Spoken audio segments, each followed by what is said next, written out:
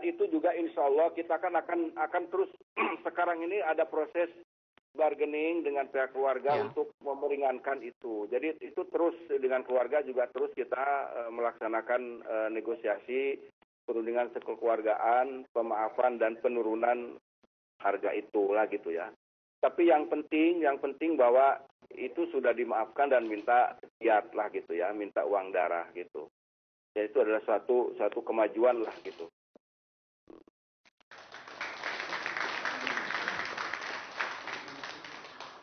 Pemirsa, kita masih bersama Jakarta Lawyers Club. Maaf Pak Tatang, ini pernyataan jujur dari dubes kita bahwa dia pertama bilang 6 bulan, habis itu 3 bulan, habis itu dia kira deadline-nya Agustus. Jadi betul-betul dia agak menyimak apa yang terjadi terhadap Darsem. Jadi kalau kita gak ingatkan, bisa-bisa udah dieksekusi, baru dia kaget.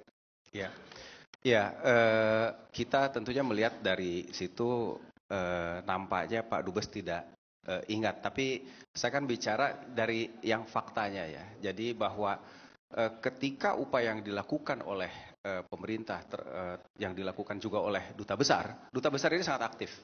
Berapa kali menyampaikan surat maupun pendekatan-pendekatan.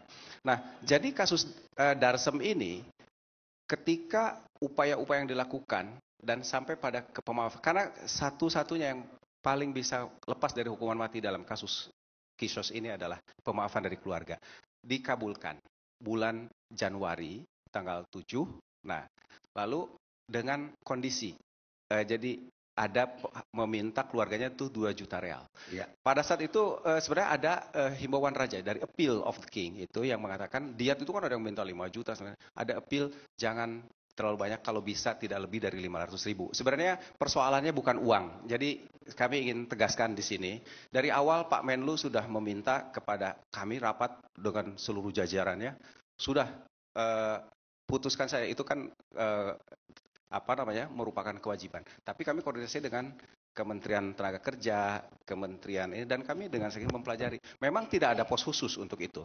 Tidak ada pos khusus, tapi kita carikan. Tapi itu merupakan upaya kita. Nah, jadi dari 6 bulan diberikan waktu, itu artinya diberikan waktu untuk membayar. Kita ngerti Pak, semua bangsa juga ngerti. Ya. Bahwa diberi waktu untuk membayar dalam 6 bulan. Ya. Dan itu Januari, berarti Juli. Ya.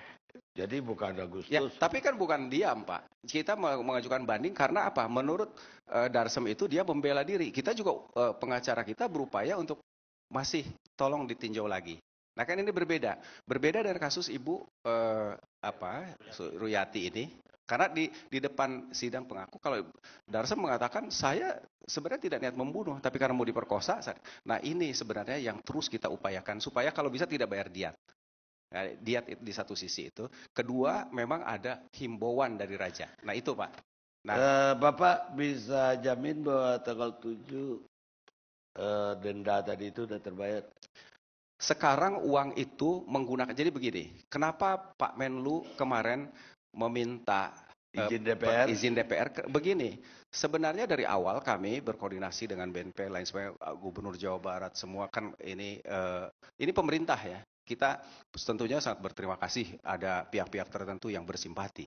Nah tapi yang namanya, kenapa meminta DPR? Ada anggaran perlindungan warga negara Indonesia. Pertanyaan saya sedikit sederhana sekali Pak. Bapak bisa jamin tanggal 7 bisa dibayar? Iya, sudah sekarang itu sudah uang itu menggunakan dulu anggarannya KBRI. Iya, tapi tanggal 7 bisa dibayar? Tidak tanggal 7, dalam beberapa hari ini. Tadi saya artinya sudah tanggal bicara. 7 eksekusi tidak dilaksanakan? Ya, tadi saya sudah bicara langsung dengan pengacaranya Mr. Dandani. Saya menyampaikan bahwa bagaimana perkembangan, apakah sudah ada perkembangan dari lembaga pemaafan mengenai upaya banding kita? Tidak ada. Oke, keputusan kita sudahlah. Kita lakukan pembayaran apabila dia meminta. Nah lalu dalam sehari 2 hari ini... Saya hanya mengingatkan aja Pak. Kalau enggak... Ada, sudah. Pemerintah akan lebih ramai lagi dibanding sekarang yang kejadian. Sudah. Kalau sampai eksekusi terjadi. Sudah, itu saya dapat sampaikan itu sudah. Uangnya itu sudah dari KBRI. Ya, tapi yang saya khawatir kayak tadi itu Pak, 6 bulan lagi di pikirannya Dubes. Ya kan, kalau tidak pakai catatan kan bisa saja lupa ya. Jadi bisa saja lupa. Baik Pak. Iya. Pak Irgan, kok Irgan lagi? Pak Aidir, Pak. Aidir ya? Iya, Pak. Dirjen Administrasi Hukum. Oh iya, Administrasi Umum dan Kementerian Hukum HAM. Katanya Bapak terlibat juga dalam pendekatan ke Iya, Pak. Saudi. Ya, jadi begini ceritanya, Pak. Menjelang Ramadan tahun lalu itu, Menteri Hukum dan HAM mendapat tembusan briefcase dari Deplu, kemudian dari Seknek, untuk mencoba mempelajari ancaman hukuman mati terhadap 23 warga negara kita di Saudi. Waktu itu langsung Menteri memerintahkan Dirjen AHU untuk melakukan pendekatan kepada Kedutaan Besar Arab Saudi di sini. Apa langkah-langkah yang bisa kami ambil? Dan kemudian Menteri Hukum dan HAM, Pak, di bulan Ramadan itu saya ingat sekali, sesudah salat Isya kita ke sana, ke rumah Duta Besar Arab Saudi. Dan kita juga melakukan koordinasi dengan Bapak Menlu tentunya, yang pada waktu itu beliau, Duta Besar di sini menyampaikan bahwa senang sekali kalau Menteri Hukum bisa datang ke sana, meminta pengampunan itu. Karena, tapi beliau sudah menedaskan bahwa kisah itu memang harus mendapatkan pemaafan, Pak. Karena pembunuhan, hukumannya ya hukum dibunuh. Itu hukum Islamnya, Pak. Tetapi tidak apa-apa Menteri Hukum untuk ke sana, mencoba bertemu dengan Menteri Dalam Negeri yang juga adalah urutan ketiga dari pangeran di sana, Pak ya, Raja Arab itu. Beliau menjanjikan akan mencarikan waktu untuk bertemu Menteri. Tapi itu tertunda Pak dengan alasan bulan Ramadan, kemudian ada gejolak di Mesir dan sebagainya.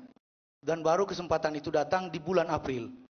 Itu pun kami disuruh datang lebih dulu karena waktunya akan ditentukan di sana. Tapi akan diberikan jadwal pertemuan begitu Menteri Hukum dan HAM tiba di Jeddah. Nah, Menteri waktu bulan Ramadan itu Pak sudah menyurat, Pak. Ini dalam bahasa Arab kepada Raja Arab ini. Baik. Ya, ini nomor 14 ada Ibu Almarhumah Ruyati, Pak ini. Pak ya.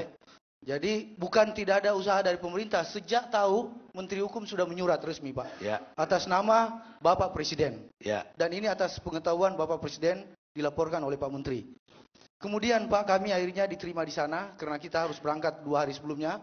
Waktu itu hari Jumat sore kita rencanakan, tapi karena ternyata belum ada kabar, kita terbang waktu itu hari Sabtu kalau tidak salah, Pak.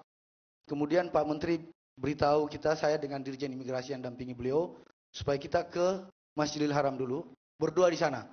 Karena waktu itu memang Pak ada badai debu, dan kita dari Riyadh itu Pak naik mobil, Pak. Enggak, saya enggak mau. Tidak, supaya ditahu juga ini, penting juga. Enggak ketemu enggak? Nah, kemudian kita tiba di sana, Pak, bertemu dengan Menteri Kehakiman, Dr. Muhammad bin Abdul Karim Al-Isya, Pak. Kemudian kami juga bertemu dengan pimpinan dan seluruh anggota Komnas HAM. Waktu itu dipimpin oleh Dr. Said bin Abdul Muhsin, Pak ya. Kemudian pejabat setingkat menteri di Kementerian Dalam Negeri, Dr. Ahmad Salam. Nah, semua para pejabat ini, terutama Menteri Kehakiman di sana, Pak, menegaskan bahwa kisah yang tidak dimaafkan itu tidak ada jalannya. Tidak ada pemaafan, tidak ada jalannya. Dia beritahu Pak dalam, ya waktu itu terjemahannya bahwa ini hukum, bukan hukum kita. Ini hukum Tuhan, hukum Allah. Tidak ada jalannya. Nah, kita tentu saja Menteri Hukum yang sangat memahami aturan terkait konvensi internasional barangkali bahwa semua negara, Pak, punya hak untuk menentukan politik dan hukumnya. Ya kita tidak bisa campuri, Pak. Kenapa? Perlu juga ditahu publik bahwa kita ini, Pak, Presiden Brasil melakukan pendekatan kepada kita, Indonesia ini, untuk meminta satu orang yang terhukum sini, Pak, orang Brasil. Itu sampai, Pak, 2 kali Presiden Brasil mengirim utusan khusus, itu tidak bisa, Pak, kita berikan. Karena hukum kita seperti itu. Bahwa narkoba hukumannya mati. Ya karena Brazil. Nah, Menteri Hukum Pak setelah tahu status Malaysia, hukum itu. Brazil Pak. Tahun 80 ya, Pak. Nah, kita kemudian Pak, karena tahu seperti itu Pak Menteri, menugaskan Dirjen HAM untuk membentuk tim Pak, mempelajari dengan saksama. Ya ingin saya tahu, Bapak dapat apa ke Mekah itu? Ya jadi oleh-oleh yang didapat satu. Pemerintah Saudi Pak, dalam hal ini pejabat setingkat menteri di Kementerian Dalam Negeri dan Menteri Kehakiman menegaskan Pak, bahwa sepanjang ada pemaafan itu Pak, belum pasti dilepaskan dari hukuman sebenarnya. Tapi pemerintah Saudi berjanji, sepanjang ada pemaafan dari keluarga, dia akan mengusahakan pembebasannya. Jadi kalau sudah bayar denda pun itu Pak, bukan berarti sudah lepas dari hukuman di sana. Tapi dalam pertemuan itu, pemerintah Saudi menjanjikan kepada Menteri Hukum, satu, semua tahanan yang ada di Saudi, yang tidak terkait dengan kisas, akan dibebaskan. Jumlahnya 316. Hari itu juga Pak dikumpul. Tapi yang khusus kisah pembunuhan ini dia bagi dua lagi. Satu, yang dapat pemaafan akan diupayakan pembebasannya. Yang tidak dapat kisah tidak dapat pemaafan. Tidak dapat pemaafan dan tegas tidak dapat pemaafan, tidak menunggu lagi keluarga yang lain seperti almarhumah Ruyati, mereka akan memberitahu atau apalah begitu istilahnya, bahwa kita akan usahakan apa langkah-langkah. Tapi mereka memang menutup pintu itu, bahwa memang ini agak susah.